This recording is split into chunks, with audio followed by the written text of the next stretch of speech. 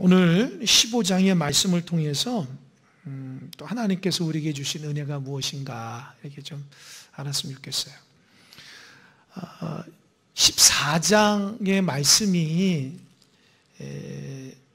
14장, 15장은 연결된 말씀이에요. 14장 말씀 기억하시죠? 사도 바울이 로마 교회에 편지를 쓰면서 로마 교회 공동체 안에서 문제가 좀 일어났잖아요. 그게 뭐냐? 말을 들어보니까 로마 교회 안에 구성들 중에 믿음이 강한 자와 약한 자가 있다는 거예요. 이게 무슨 말이냐? 믿음이 강한 자와 약한 자가 나눠서 서로 판단하고 또 이렇게 뭡니까? 또 업신여기는 그래서 공동체가 하나 되지 못한다는 거예요. 그래서 그 소리를 듣고 이제 편지를 쓴 거죠.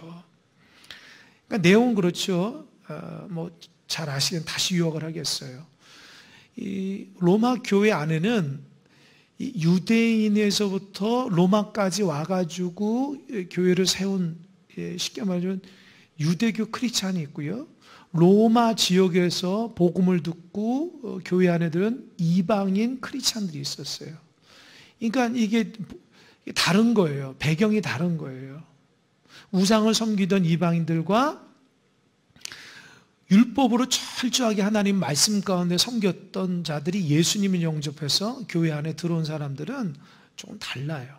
그러니까 어떤 문제가 있냐면 평상시 때 그러지 않은데 어떤 문제, 음식 문제 때문에 좀 걸리는 거예요. 그 당시 로마가 우상을 많이 섬겼는데 그 우상 제물에 드렸던 음식들이, 고기들이 시장에 팔려지고 그 고기의 싼 값으로 먹게 되니까 교회 공동체 안에서 같이 먹는 거예요. 우리처럼 이렇게 코로나 이전에 우리 식사를 했잖아요. 그런 것처럼 돌아가면서 이렇게 하는데 그런 음식이 나온 거예요. 근데 사람들은 어떤 사람은 아주 맛있게 먹는데 어떤 사람은 먹지도 않고 이걸 왜 먹냐고 이제 따지기 시작하고 나는 채소만 먹겠다고 그렇게 하는 거예요. 문제가 생기는 거죠. 그러니까 이유는 뭐냐? 유대교 그 크리스찬들은 굉장히 율법에 엄격하기 때문에 먹는 것 자체도 이 거룩함과 거룩하지 않다는 것이 이게 드러나는 거예요. 이 우상 제물을 먹으면 우리가 우상의 음식을 먹으면 우리의 우상 숭배가 되지 않냐. 그래서 자기의 믿음상 먹질 않는 겁니다. 그런데 이방인 크리스찬들은 옛날에 다 먹었던 음식이거든요. 그리고 예수님 거 변화되니까 이거 하나님 앞에 주신 거지. 이게 무슨 이게 귀신이 붙었거나 우상에 붙은 것도 아닌데 이걸 왜 못 먹어? 하면서 자기들끼리 막 싸우는 거예요. 그러니까 뭐냐면은 믿음이 강한 자가 이방인 크리스찬들이에요. 그것도 못 먹어? 평생 믿음 생활하면서 그것도 못 먹어? 이렇게 막 판단을 하는 거예요. 정죄를 하고. 그러면 또 뭐랄까요? 업신여기고 또 믿음이 약한 자. 그러니까 율법주의 사로잡힌 유대교 크리스찬은 먹는 사람, 저걸 먹는다. 정죄하기 시작하는 거예요. 근데 이거는 14장 첫 시간은 얘기했지만 옳고 그름의 문제가 아니에요. 이거는 아디아포라라고 있잖아요. 내가 행위를 통해서 상대방을 실족시키는 문제지 이게 하나님이 먹으라 먹지 말라 말을 안 하신 거예요. 그러니까 자기들 생각할 때에 이거는 도저히 먹을 수 없다. 또 이방인 크리스천은 먹어도 된다. 또 절기 문제, 안식일 문제, 그죠? 유대교 크리스찬들은 안식일을 최고로 여기고 이방인 크리스찬들은 모든 게 다 주님의 날인데 무슨 특별한 날이냐 이렇게 이제 하다 보니까 분란이 생기게 돼요. 그래서 사도 바울이 14장에서 뭐라고 그랬어요? 비판하거나 업신여기지 말라. 두 번째로는 내가 믿음이 강한 자라면 내가 먹을 수 있는 자유가 있지만 저 사람들을 위해서 절제하라. 그리고 믿음이라는 것은 책임감이 있어야 된다. 그걸 얘기하는 거예요. 그게 이제 14장의 말씀이고 오늘 본문의 말씀은 뭐냐? 두 가지거든요. 그러니까 믿음이 강하다, 약하다. 이 사람들의 관계에서 정말 믿음이 강한 자라면 덕을 나타내라. 그리고 또 한 가지 오늘 굉장히 키포인트인데 뭐냐면 이 믿음이 강한 자들이 약한 자들을 담당하고 용납하는 것은 예수님을 본받는 행위다. 이 뒷부분이 굉장히 중요해요. 뒤에도 얘기하겠지만 어떤 문제를 푸는 데 있어서 사도 바울은 철저하게 예수님 중심이에요. 제가 말씀을 준비하면서 진짜 사도 바울은 여러분 그거 알죠? 찐이라고 찐? 찐이 뭐예요? 찐이 찐이죠. 그죠? 근데 노래하긴 좀 그러고 진짜 이 말 아닙니까? 사도 바울은 정말 예수의 사람이에요. 그러니까 모든 관점을 예수님으로 본다는 거예요. 정말 제가 이 목회자인 제 자신이 봐도 너무 부러운 거예요, 사도 바울이. 어떻게 저렇게 예수님으로 가득 찼을까? 모든 문제에 대해 초점이 세상적이거나 내 논리가 아니라 오직 예수님의 관점으로 바라본다는 거예요. 이 부분은 정말 제가 기도하면서 말씀 준비하면서 하나님 저도 좀 담길 원합니다. 예수님으로부터 모든 관점을 바라볼 수 있는 그런 영적인 사람이 되길 소망하면서 기도하면서 말씀을 준비한 거예요. 그러니까 이 어떻게 이제 나가는지 한번 보겠습니다. 우리 15장 1절 다 같이 한번 읽어볼까요? 다 같이 시작. 믿음이 강한 우리는 마땅히 믿음이 약한 자의 약점을 담당하고 자기를 기쁘게 하지 아니할 것이라. 그래요. 그래서 믿음이 강한 사람하고 약한 자에서 이 강한 사람은 뭐예요? 제사 음식도 감사함으로 먹을 수 있는 것이고 모든 날도 다 하나님 주신 날이기 때문에 다 감당할 수 있는 믿음의 강한 사람. 이 믿음이 강하다는 것은 다른 말로 얘기하면 좀 성숙했다 그런 얘기합니다. 그러니까 믿음이 강한 사람은 마땅히 믿음이 약한 자의 약점을 뭐라고 그랬어요? 담당하라. 담당. 이 담당하라는 말이 뭘까요? 담당하라. 그 사람의 믿음이 약함을 믿음이 강한 사람이 덮으라는 거예요. 잘 보살펴 주라는 거예요. 근데 그동안에는 어떤 문제가 있었어요? 로마 교회 안에서 믿음이 강한 사람이 약한 사람의 약점을 물고 늘어졌다는 거예요. 이해되시죠? 그것도 못 먹어? 꼭 그 날짜만 해야 되겠어? 이렇게 했다는 거예요. 약점을 물고 늘어진 거예요. 그러니까 반대로 약한 사람은 그걸 왜 먹어? 이 날이 얼마나 중요한데? 이해되시죠?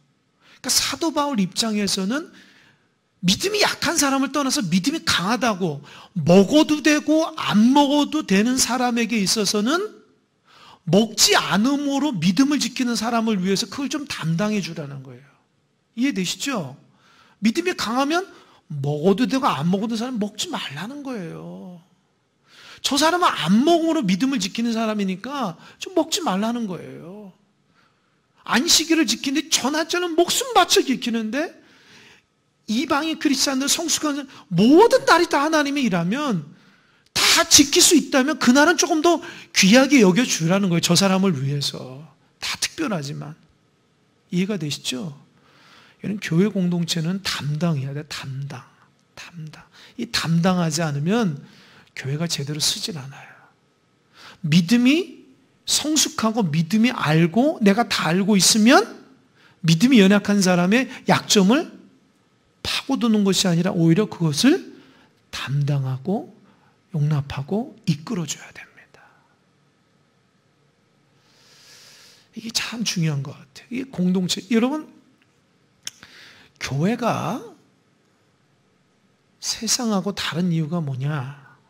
이 부분이에요. 세상은 약한 자를 담당할까요? 안 그래요. 여러분 직장 다니면 알잖아요. 약한 자가 그냥 도태되는 시스템이에요. 일반적인 모임도 약한 자는 살아남지 못해요. 이 교회는 약한 자를 귀하게 여기는 공동체입니다. 달라요, 달라.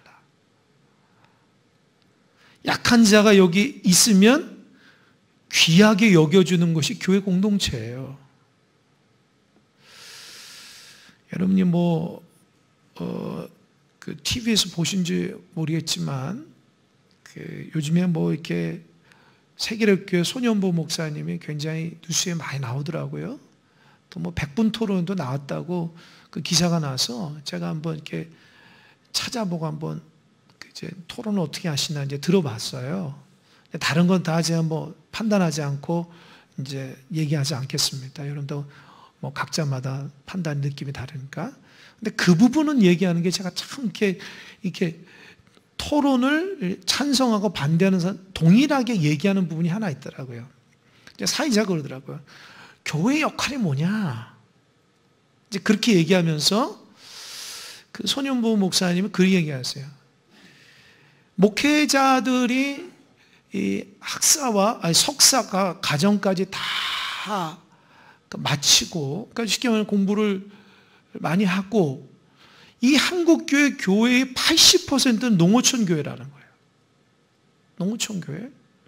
그리고 100명 미만인 교회가 대부분이라는 거죠. 그러니까 그 큰 교회가 많지가 않다는 거죠. 근데 그렇게 신학교를 석사과정까지 해가지고 그렇게 농어촌에 들어가가지고 사회에서 돌보지 못한 어르신들이나 어렵고 힘든 사람들에서 교회 공동체 안에서 돌봄의 역할을 감당한다. 그 얘기를 하는 거야. 내가 또 맞아요. 이게 사회에서 다 이렇게 커버하지 못하는 복지라든지 이런 부분들을 사실 교회가 그 마을 안에 딱 들어감으로 인해서 어르신들과 아이들과 어렵고 힘든 사람들은 교회는 차별하지 않잖아요. 누구든지 와서 이렇게 다 예배하고 공동체이기 때문에 상당히 사회적으로 좋은 기능을 하는 거라고요. 그래서 그 반대편 토론하신 목사님도 그건 맞다라는 거예요. 교회는 계속해서 그 역할들을 감당해야 된다는 거예요. 교회가 이 큰사랑교회도 여기 있음으로 인해서 힘들고 어려운 사람들이 와야 돼요. 이게 무슨 말이냐? 우리가 연약한 자를 감당할 수 있는 성숙한 사람이 돼야 된다는 거예요. 교회가 우리 좋다 하면 안 돼요. 교회는 누구든지 딱 왔을 때에 교회 공동체가 연약하고 부족하고 어려운 사람들을 보면서 이 덮어주고 사랑으로 감싸주면서 함께 할 수 있는 그런 느낌과 그런 은혜를 받을 수 있어야 돼요. 첫 번째로는 예배를 통해서 목회자의 말씀을 통해서 예배 분위기를 통해서 받는 거고요. 두 번째로는 이게 두 번째가 더 중요해요. 성도들의 교제와 성도들의 모습을 통해서 이 공동체는 약자들도 감싸주고 돌봐주는 공동체이다. 나처럼 못 사는 사람이 오는 데가 아니구나. 이런 느낌 받지 않아야 돼요. 나처럼 못 배운 사람이 왔다가는 망신당한 공동체 이런 느낌 받으면 안 돼요. 근데 한국 교회가 너무 세련되졌어요. 한국 교회가 너무 높아지고요. 너무 화려해졌다고요. 어렵고 힘들고 이렇게 위로받고 이런 사람들에 대한 공동체가 이렇게 열린 마음으로 되질 않아요. 그러다 보니까 너무 이기적이고 자기중심적인 교회가 돼버리니까 하나님 깨닫게 하시기 위한 하나의 과정이 아닌가 기도하면서 그런 느낌도 많이 받아요. 교회는 이 땅이 소망이 돼야 되는데 교회가 이 땅에 근심이 되면 안 됩니다.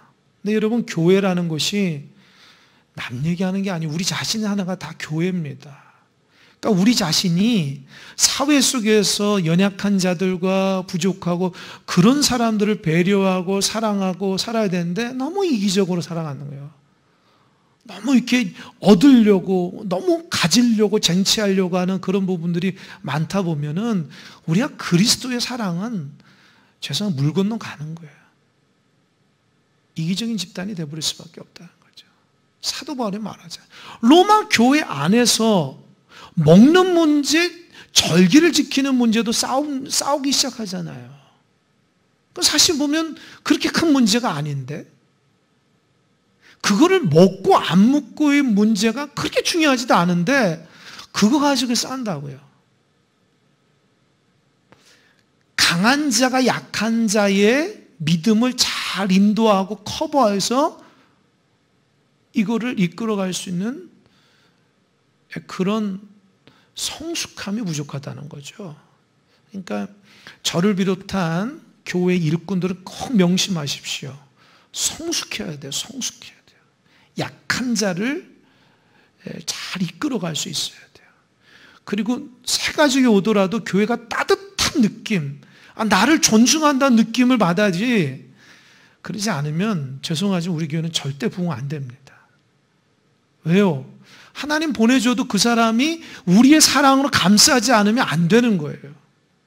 있는 사람마저도 우리가 사랑을 베풀지 못하고 나 혼자 축복받으려고 한다면 그게 무슨 교회 공동체입니까? 그럼 혼자 신앙생활해도 되잖아요. 교회 공동체는 약한 자를 돌보고 그들을 위해서 기도해주고 배려해주고 그러는 거예요, 교회가. 그래서 교회가 좋다는 게 그런 거죠.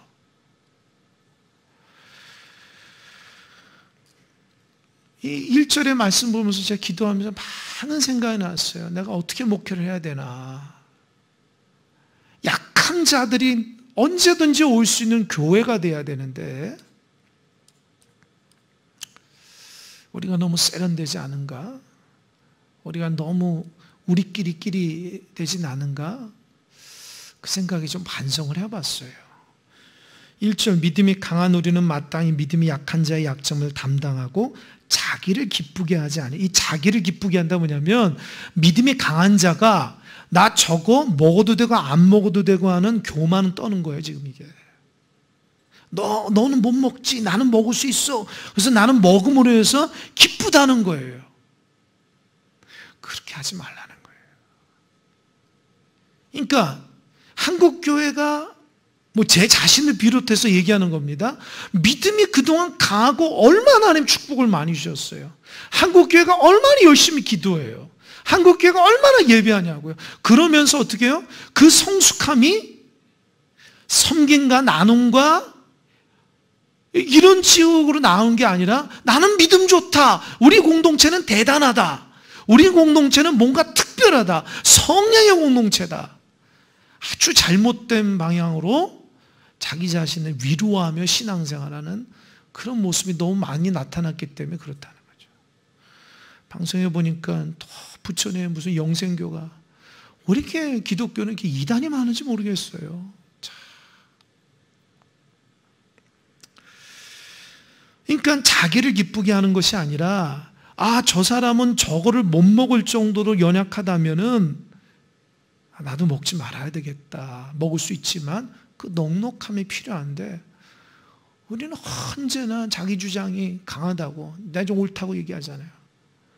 저를 비롯해서 우리가 얼마나 그럽니까? 2절 우리 각 사람이 이웃을 기쁘게 하도록 선을 이루고 덕을 세우도록 할지니 이게 중요해요. 우리는 각 사람이 이웃을 기쁘게 하는 거예요. 이 이웃이 누굴까요? 믿음이 약한 자예요. 세상 사람이 아니라 교회 공동체 안에서 이웃, 같이 믿음 생활하면서 나보다 믿음이 연약한 자들을 기쁘게 하라는 거예요. 자기 자신 믿음 좋다 기쁘게 하지 말고. 여러분 이웃을 기쁘게, 연약한 자 이웃 기쁘게 하려는 게 이게 두 가지거든요. 선을 이루고 덕을 세우는 거예요. 이게 뭐냐? 이게 말하자면 그 믿음이 연약한 자들에게 영적으로 유익한 것을 지켜주라는 거야. 저 사람이 저거를 먹으면 큰일 난다고 하니까 그래 먹지 않아도 돼. 먹지 않아도 내가 너 위해서 기도할게. 그렇게 그 사람의 영적인 유익함을 위해서 내가 선을 베풀고 덕 있게 행동하는 거예요. 이 덕이 있다는 건 뭐냐? 저 사람 기쁨을 위해서 해주는 거죠. 나로서는 내가 먹으면 나에게 기쁘고 유익하지만 저 사람이 먹지 못하면 전전긍긍하면 어떻게 해요? 내가 안 먹을게.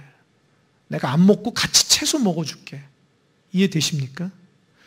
그러니까 우리는 교회 공동체 안에서 같이 채소 먹어줄게 하는 사람들이 있어야 돼요.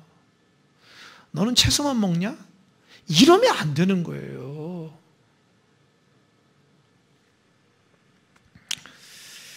그래서 교회가 덕이 있어야 되고 성도가, 목회자가 덕이 있어야 돼요.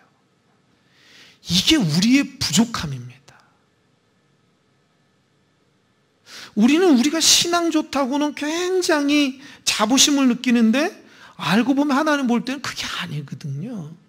이 덕, 선, 이게 뭡니까? 이게 우리의 내적인 열매예요. 내적인 열매. 내적인 열매. 이게 선이나 덕이 하루아침에 될까요? 아니에요. 하루아침에 나타나지 않아요. 오랜 시간 동안 쌓이고 쌓여서 나타나는 거예요. 그러니까 신앙이 은혜 잠깐 받았다고 반짝한다고 순간 변화돼요? 천만의 말씀. 오히려 그런 사람들이 위험한 거예요. 모든 거 다 아는 것처럼 생각하기 때문에. 오랜 시간 동안 다듬어지는 거죠. 오랜 시간 동안 깨지는 거라고요.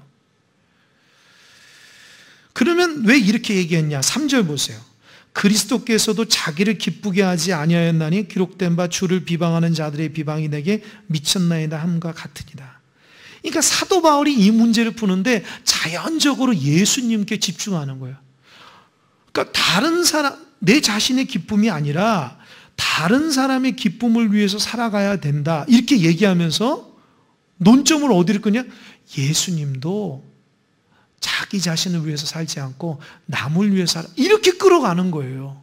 저는 이 부분이 너무 부러운 거예요.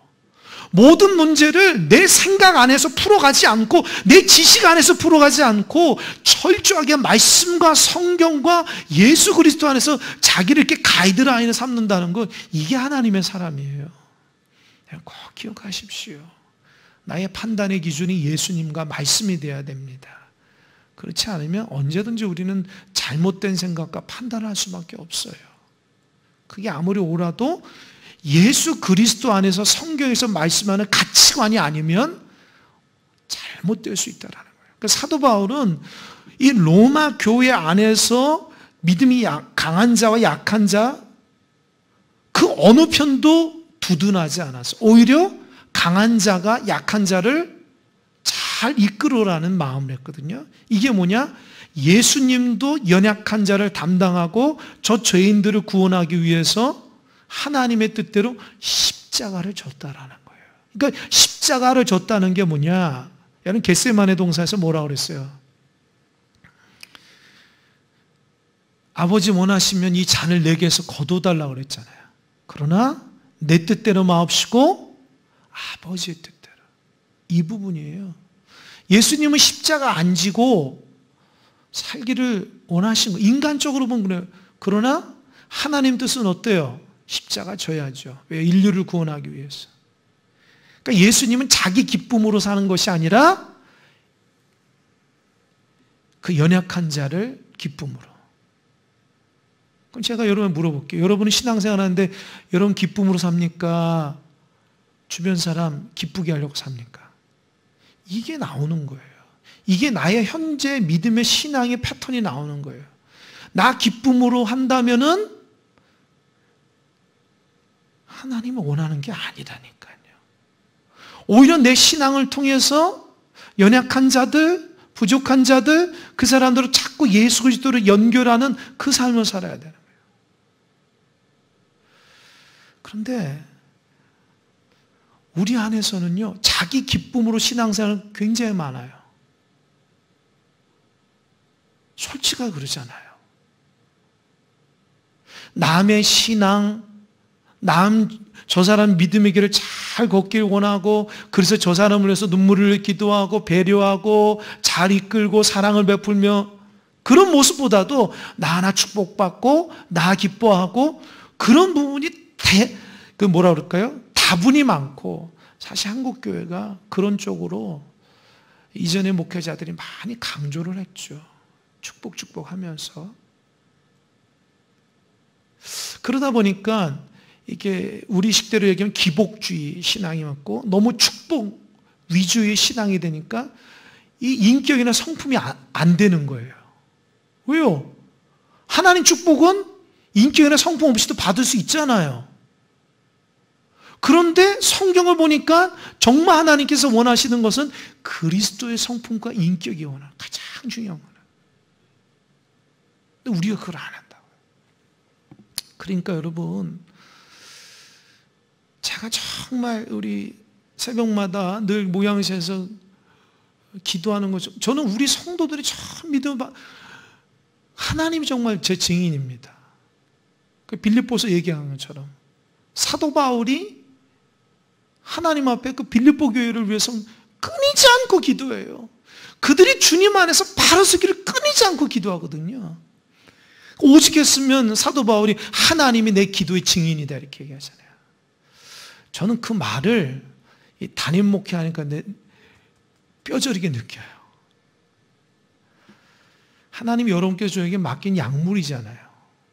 그죠? 여러분 저를 목자라고 생각하십니까? 그럼 잘 따라오세요. 잘 따라오시라고. 목자로 생각하면. 목자는 여러분들을 위해서 기도한다고요. 제가 내 문제 놓고 기도하는 게 뭐가 있겠어요? 내 문제 놓고 새벽마다 그렇게 1시간 동안 모양새에서 그렇게 말씀 보고 기도하면서 무슨 내 기도를 그렇게 하겠냐고요. 사실 제 기도는 거의 안 합니다. 저의 모든 포커스는 큰사랑교회.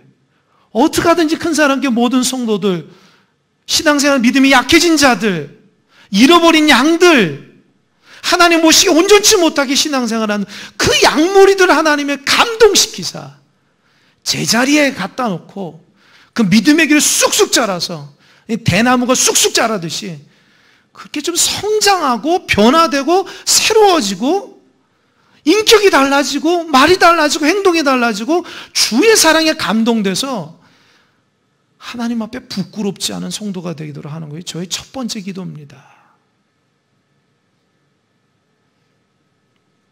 제가 사도 바울이 이 말이 이해가 된다니까요.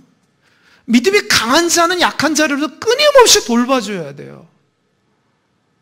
끊임없이 돌봐줘야 돼요. 끊임없이 용납, 끊임없이 이끌어야 돼요. 약한 자가 온전치 못하고 죄를 져서 끊임없이 이끌어줘야 돼요. 너는 너의 길, 나의 길, 일이 아니라는 거예요. 믿음이 강한 자는 약한 자를 위해서 그리스도의 사람으로 될 수 있도록 해야 되는데 왜냐? 예수님이 그러셨기 때문에. 그러니까 여러분이 정말 예수님을 잘 따라가는 사람이라면은 여러분 마음속에 연약한 자를 위해서 기도하지 않으면 그건 예수의 길이 아니에요.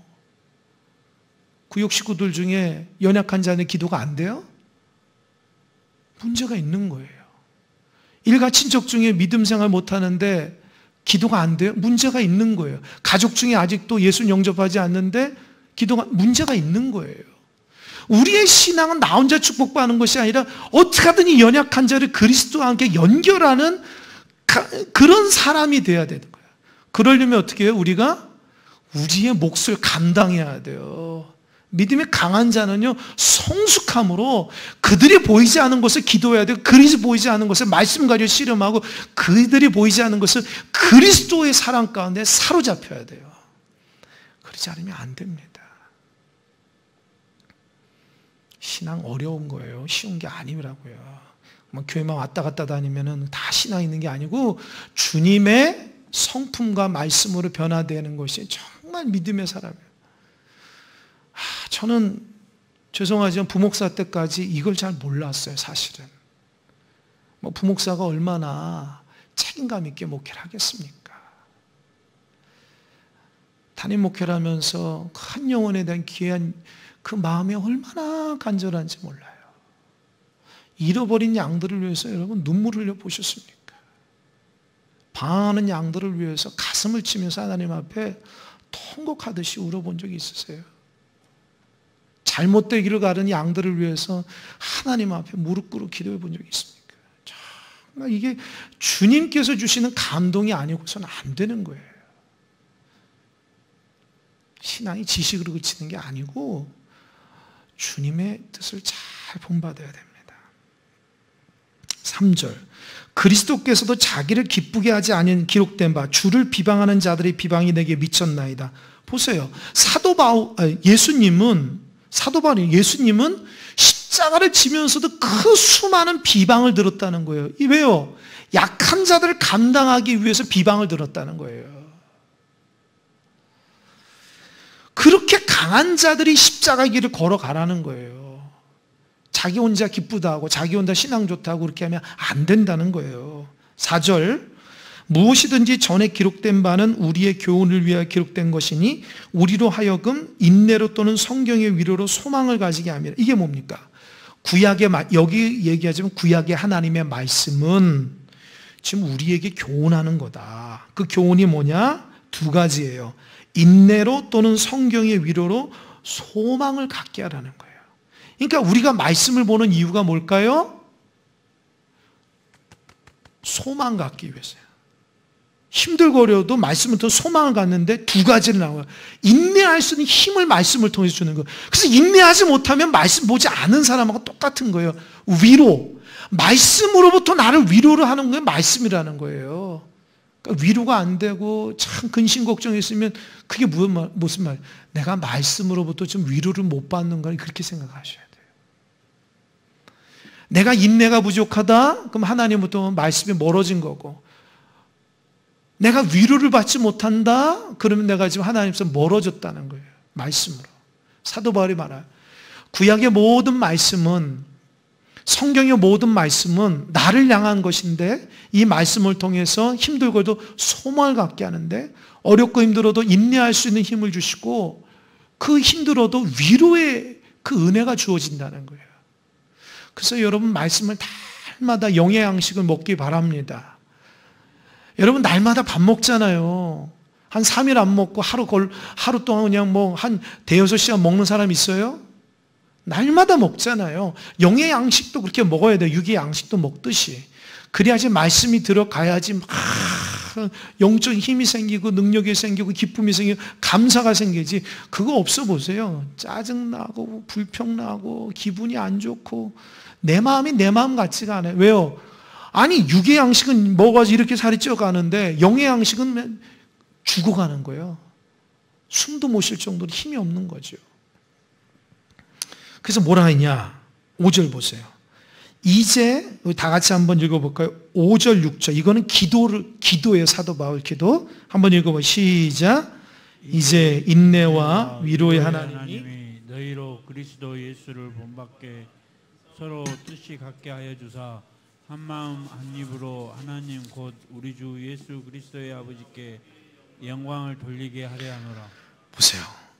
그 문제를 가지고 사도 바울이 이 서신을 쓰면서 기도문을 적은 거예요. 5절 6절은 이제 인내와 위로의 하나님이, 아까 그랬죠. 성경이 성경이 소망을 주시는데 그 소망이 인내하고 위로라고 그랬잖아요. 근데 사도 바울의 5절에서는 하나님 자체가 인내하고 위로의 하나님이라는 거예요. 그러니까 뭐예요? 성경은 하나님의 감동으로 쓰였기 때문에 인내하고 위로를 받는 것은 바로 하나님이 인내하시는 분이고 위로하시는 분이라는 거예요.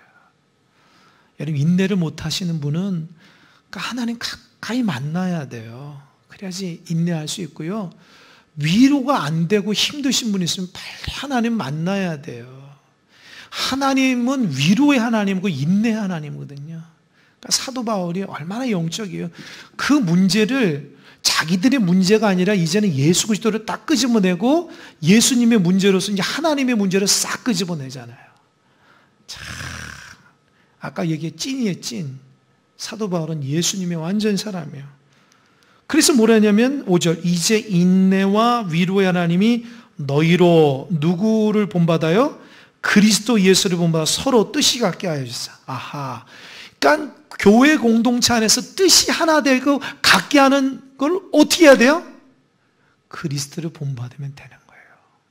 그 말은 뭐예요? 로마교회 공동체 안에 보니까 그리스도 본받지 못한 사람이 많더라 이 말이에요. 그리스도 본받으면 강한 자가 약한 자를 잘 이끌어갈 수 있는데 너희들은 판단하고 정죄하고 무시하고 하나 되지 못한다는 거예요. 이게 뭡니까? 그리스도를 본받지 않아서 그런다. 그러니까 사도 바울이 어떻게 기도를 하잖아요. 그리스도를 본받게 해달라. 로마 교인들이 이걸 보면서 영적으로 뛰어난 사람은 우리가 그리스도를 본받지 못해 이게 깨닫는데 이걸 못 깨닫는 로마 교인들도 있겠죠. 6절 한 마음과 한 입으로 하나님과 우리 주 예수 그리스도의 아버지께 영광을 돌린다는 거예요. 음식 문제도 그렇게 나누어지고 절기 문제도 쭉 나누어지는데 그리스도를 본받으면 한 마음과 한 입이 돼버린다는 거예요.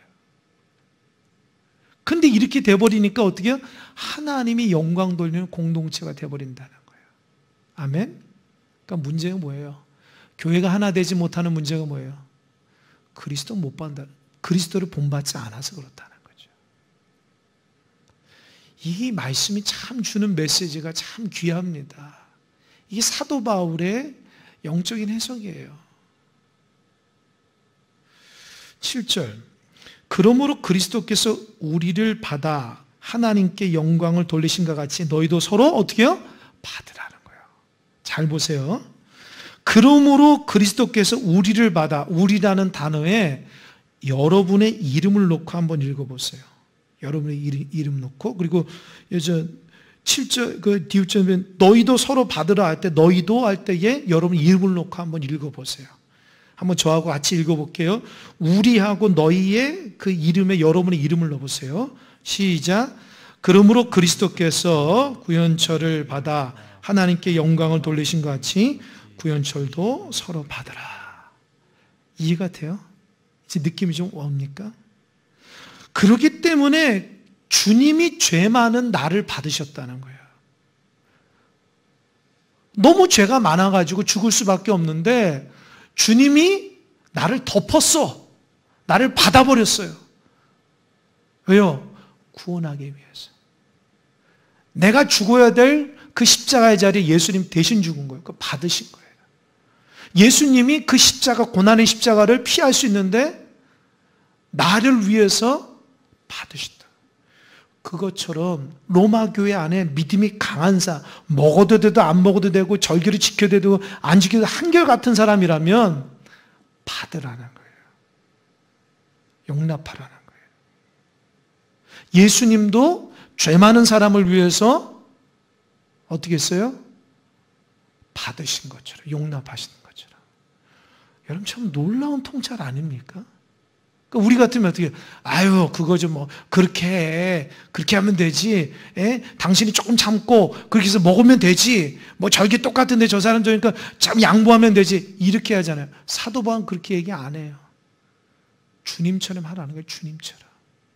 주님이 죄인을 받아서 십자가를 졌듯이 너도 똑같이 받아 십자가 지는 마음으로 받으라는 거예요. 8절 내가 말하노니 그리스도께서 하나님의 진실하심을 위하여 할례의 추종자가 되었으니 이는 조상들에게 주신 약속들을 견고하게 하시고 이방인들로 그 국률하심을 말미암아 하나님께 영광을 돌리게 하려 하심이라 기록된 바 이렇게 나오거든요. 이게 무슨 말이냐? 저 좀 보세요. 이제 핵심입니다. 예수님이 죄 많은 사람을 받았다 그랬잖아요. 그죠?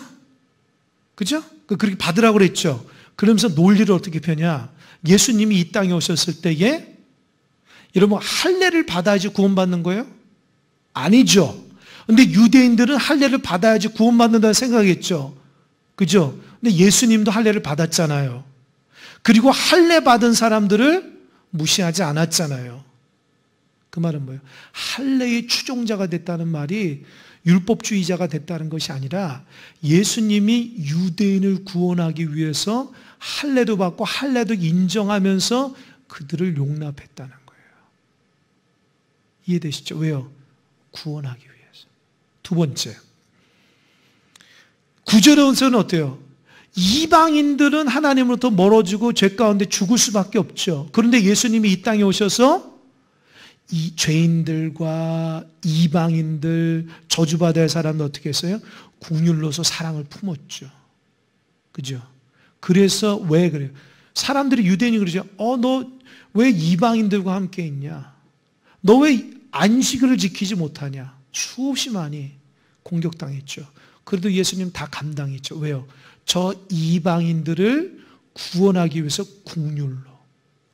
지금 로마 교회 안에 유대교 크리스찬들과 이방인 크리스찬들 있잖아요. 서로 싸우잖아요. 자기들이 잘났다고. 그죠? 예수님은 어떻게 해요?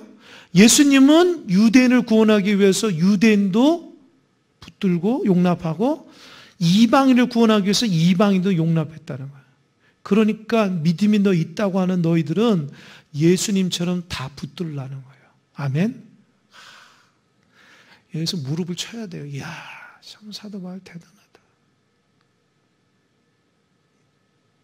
그러니까 사도 바울의 핵심은 그리스도를 본바로라는 거예요. 너희들이 그리스도를 본받지 않았기 때문에 교회가 그 모양 그 꼴이라는 거예요. 예수님의 복음을 제대로 믿고 믿어야지. 그런 문제 가지고 먹는 문제 가지고 그렇게 되면 되겠냐는 거예요.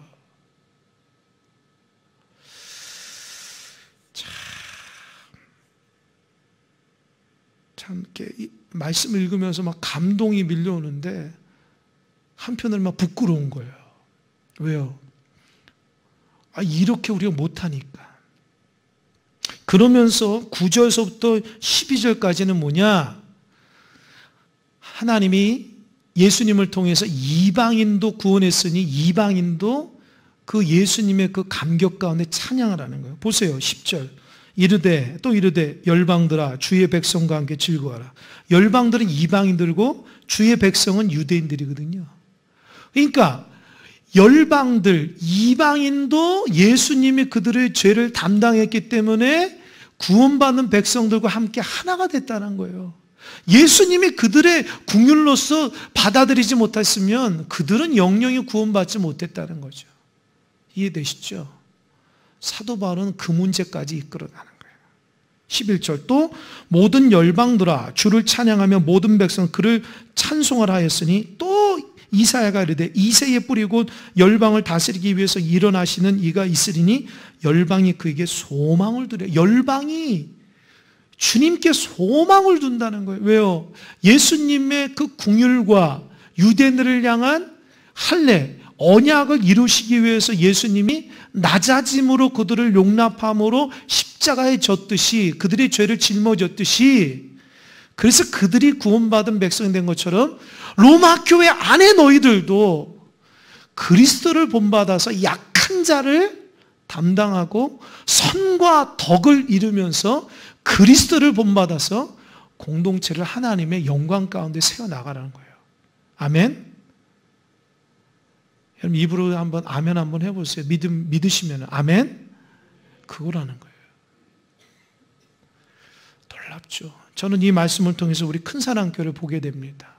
우리가 하나 되고 우리 정말 하나님 기뻐하시는 공동체가 되기 위해서는 왜 그래야 돼요? 그리스도를 본받고 하나님을 그걸 원하기 때문입니다. 우리 안에는 믿음이 강한 자도 있고 믿음이 약한 자도 있어요. 그 판단은 누가 하겠어요? 본인 스스로 강하다고 느끼시면 강하겠죠.